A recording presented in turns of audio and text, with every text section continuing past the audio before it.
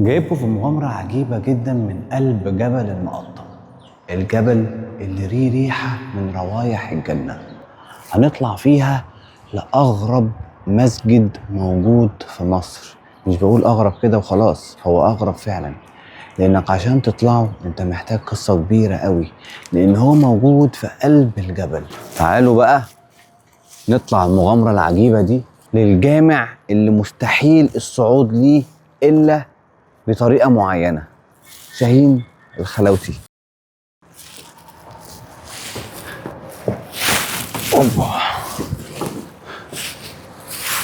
طبعا يا جماعة السقالة دي لسه معمولة، يعني مش دي الطريقة اللي احنا بنطلع بيها يعني عموما.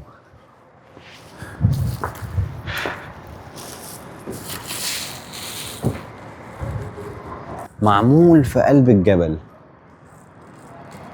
للزهاد اللي كانوا بيجوا هنا زمان. حتى في مغارات هنا يا جماعة معمولة مخصوص عشان الناس تيجي تعتكف فيها قلب الجبل. بس انا مش عارف يعني من غير السقالة الزهاد اللي كانوا بيجوا هنا كانت بتطلع زمان ازاي حتى في مغارات للجامع ده. تعالوا بينا مخصوص. انا بحاول اكتشف وتتزلج الجبل هما كانوا بيطلعوا ازاي، بس انا مش عارف. في يعني من غير السقالة كتير اتدفنوا هنا في الجبل ده. حتى في مغارات منهم سيدنا عمرو بن العاص. انا بحاول اكتشف. بس هو طلب لما يدفن، بس انا مش عارف يدفن في مكان في ناس مجهول. الصحابه كتير اتدفنوا هنا في الجبل ده. مقام هنا مكتوب عليه منهم سيدنا العاص، لكن مش مؤكد عمرو بن العاص فيه. عايز اقول لكم ان بحاول اكتشف كده على بعد البصر حمام مترصص في قلب الجبل بطريقه ما كانش شايف منظر حمام مترصص في قلب الجبل مكتوب عليه جدا. مش عارف ياكل منين. عمرو بن العاص. بسم الله الرحمن الرحيم. عمرو بن العاص. تعالوا بينا. في هناك كده على بعد البصر، بس انا مش عارف مترصص في قلب البيئه، يعني عينيكم محدش يعرفه. هو مكتوب عليه منين ده. بسم الله الرحمن الرحيم. تعالوا بينا. شاهين كده على بعد البصر. ما اختارش المكان العالي عشان يبقى فوق الناس، يعني عينيكم اختاروا هو في مقام هنا مكتوب عليه قريب من رب العزة. حتى الجامع نفسه بسيط وهادي من غير فشخرة، لأن اللي جاي هنا مش محتاج إنه ينبهر، محتاج يهدى بعيد عن. بيقولوا الوصول ليه صعب من رب العزة، ويمكن يوصل حد ويقول معجزة، بس الحقيقة إن المعجزة مش في المكان، المعجزة في اللي قدر يوصل واللي طلع الجبل. لكن عارف كويس إن الرجوع مش زي الطلوع. بيقولوا الوصول ليه صعب من رب العزة، الجامع نفسه. بسم الله الرحمن الرحيم. بس الحقيقة إن المعجزة مش في المكان.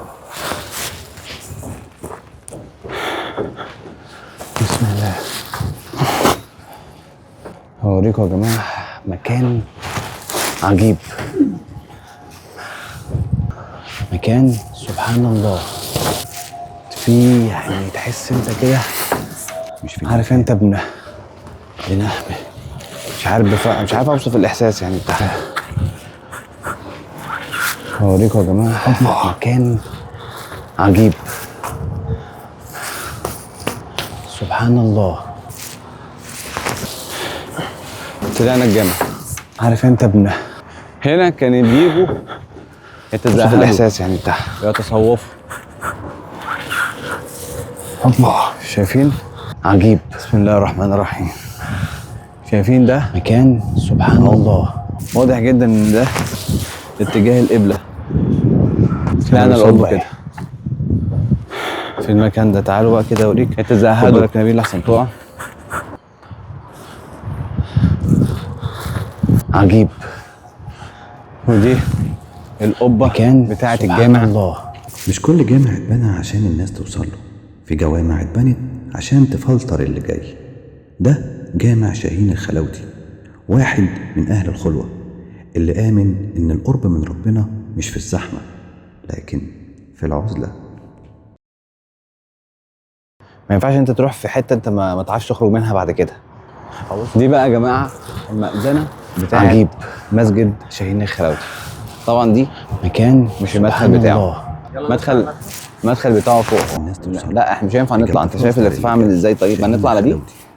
عادي يا عم. بصوا في الزحمه. بصوا يعني احنا لو فكرنا ان احنا نطلع ما تعرفش تخرج منها. بصوا يا جماعه الحمام اللي بقول لكم عليها على دي، فدي وبعد كده عجيب. بقى الله اعلم ممكن يحصل ايه، يعني انا ما اضمنش مكان بصراحه. سبحان الله. فبلاش نغامر. المدخل بتاعه فوق اهو، بلاش نغامر. بس خلينا برضو ايه خلاوتي نروح نكتشف اللي آمن مش في الزحمه. الباقي. بسم الله الرحمن الرحيم. هنا برضو ده نطلع. انا مش فاهمه. لا يا دوبك هنطلع على دي، فدي وبعد كده بقى الله اعلم ممكن يحصل ايه، يعني انا ما اضمنش. غريبه كده يا جماعه موجوده في المكان ده مش مفهومه. تعالوا اوريكم برضو حجره كانوا بيتزهدوا فيها. بسم الله الرحمن الرحيم. خد بالك يا نبيل عشان الخطوه هنا اللي مش محسوبه اهي. دي حجره كانوا بيتزهدوا فيها، بيعتكفوا هنا.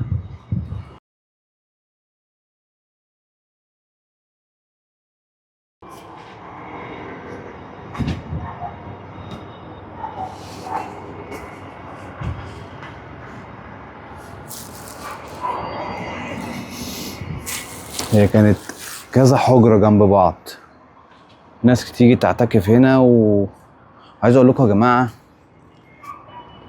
ان جبل المقطم يعني في حاجة عجيبة كده، لما تيجي تطلع الجبل ده فعلا في حاجة بتخطفك. هي ايه مش مفهومة. يعني هو حتى في الروايات بيقولوا ان في ريحة من روائح الجنة. انتوا متخيلين كان الشخص بيجي هنا في المكان ده يعتكف عن الدنيا كلها. بس خد بالك انت حتى من الفتحة الصغيرة دي انت شايف مصر كلها تقريبا. بصوا تعالوا كده برضو ايه نوسع المغامرة بتاعتنا شوية. تعالى هنا كده اوريك البير ده فيه ايه. بسم الله الرحمن الرحيم. بسم الله الرحمن الرحيم. بصوا بير مش مفهوم يعني. تعالوا تاني برضه اوريكم حاجة تانية هنا. بسم الله الرحمن الرحيم. في مغارة في قلب الجبل يا جماعة. بسم الله الرحمن الرحيم. بسم الله الرحمن الرحيم. بسم الله الرحمن الرحيم. طبعا الحاجات دي يعني ضروري جدا اسمي فيها اسم الله، ضروري جدا. بس بصوا هات يا نبيل عامله ازاي من جوه. بسم الله الرحمن الرحيم. دي اكيد برضو مكان كانوا بيعتكفوا فيه، لان هو برضو واضح وضوح الشمس. عايز اقول لكم يا جماعه ان شاهين الخلاوتي كان واحد من اولياء الله الصالحين، واحد بنى قبره بايده زي كده بالظبط عشان يدفن فيه، واتدفن تحت القبه دي، مدفون فيه حاليا يعني. يا نهار ابيض، انا واقف في حته خطر جدا نبيل كده، تصدق؟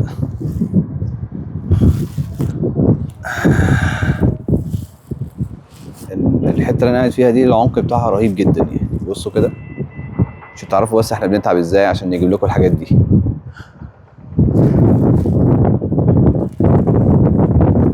ارتفاع رهيب، جامع ما طلعناهوش غير بسقاله. مش عارف غير السقاله دي بيطلعوا ازاي، يعني مش عارف انا فعلا من غير السقاله دي كنا نطلع الجامع ده ازاي. مش عارف انزل ازاي من الوحده اللي انا وعكت فيها نفسي دي. ممكن انزل من هنا كده.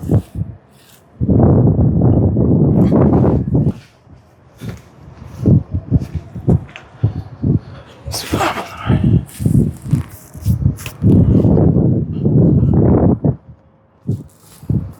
في الاخر عايز اقول لك ان بلدك دي عظيمه جدا، مش هتلاقي زيها في العالم.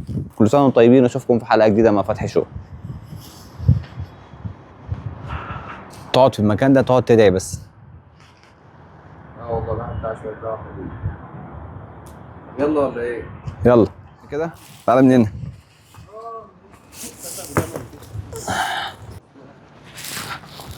احنا جايين نعمل كده. بسم الله. بسم الله الرحمن الرحيم.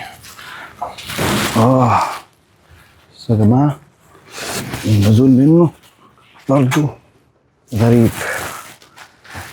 أنا مش عارف نبيل هينزل ازاي. استنى يا نبيل. يا الله يا ولي النعم. بسم الله بسم الله. تعالوا بصوا. ليه جبل المقطم؟ علشان هنا مفيش طريق سهل ولا وصول ببلاش. الطريقة الخلوتية كانت بتقول اسكت واذكر واطلع لوحدك. والصعود ده مش حركة رجلين، ده امتحان نية. كل خطوة لفوق بتشيل منك حمل وتسيب تحتك دنيا.